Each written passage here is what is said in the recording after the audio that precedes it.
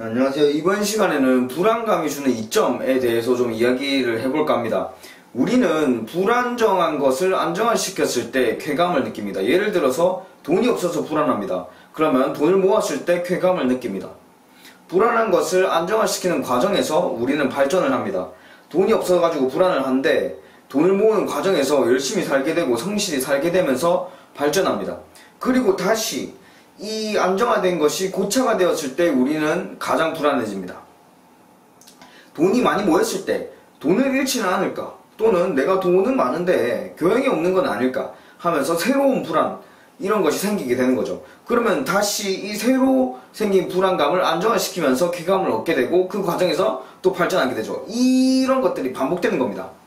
쉬운 예를 하나만 더 들자면은 근육이 없어가지고 남들에게 약하게 보일까봐, 또는 이성을 유혹하지 못할까봐 불안합니다. 그래서 이렇게 차곡차곡 열심히 운동하면서 근육을 키웁니다. 그래서 결국 근육맨이 되었습니다. 이 상태가 이어지면은 다시 불안해집니다. 근손실이 오는 것은 아닐까, 또는 다른 방향으로 불안해집니다. 내가 패션 감각이 없는 것은 아닐까, 뭐 이런 식으로 말이죠. 그러니까 종합하자면은 우리는 불안할 때 안정하기 위해서 발전하고 가장 안정적이다 라고 생각이 드는 순간 다시 새로운 불안에 빠집니다. 그리고 이 새로운 불안에서 벗어나기 위해서 새로운 발전이 또 만들어지는 거죠. 그리고 여기서 가장 중요한 부분은 내가 어떤 부분에서 불안감을 느낄지 어느 정도 저한테 선택권이 있다는 겁니다.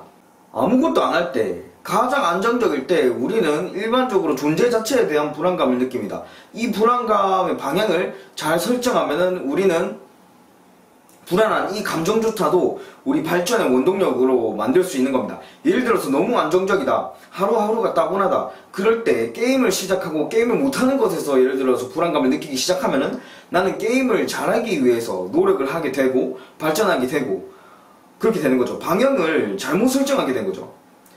반대로 이럴 때 우리가 운동을 시작하게 돼가지고 운동을 못하는 것, 남들보다 몸이 좋지 않은 것, 뭐 내 스스로 생각하기에 몸이 만족스럽지 않은 것에서 불안감을 느끼기 시작하면은 우리는 운동을 더 잘하기 위해서 노력하게 될 것이고 발전하게 되는 거죠.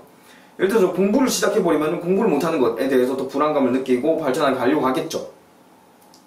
그러니까 불안감, 불안함, 이런 것은 유쾌하지 않은 이런 느낌이긴 하지만 면밀히 들여다보면은 나라는 존재 발전에 어떤 시발점이 될 수 있는 거예요. 하루하루 반복되는 일상에 따분하고 이 따분함이 지나쳐가지고 내가 이대로 괜찮은 것인가 하는 어떤 본질적인 불안감에 부딪혔을 때, 맞닥뜨렸을 때 그 방향을, 불안감의 방향을 내가 잘 설정해가지고 나는 이런 사람으로 성장하고 싶다, 발전하고 싶다 하는 방향으로 잘 틀어가지고 내가 노력하게 된다면은 오히려 이런 불안감도 이제 나의 존재의 고향, 어떤 발전, 성장 이런 것에 도움이 되는 원동력이 되지 않을까, 이런 생각이 듭니다. 오늘 여기까지 하겠습니다. 감사합니다.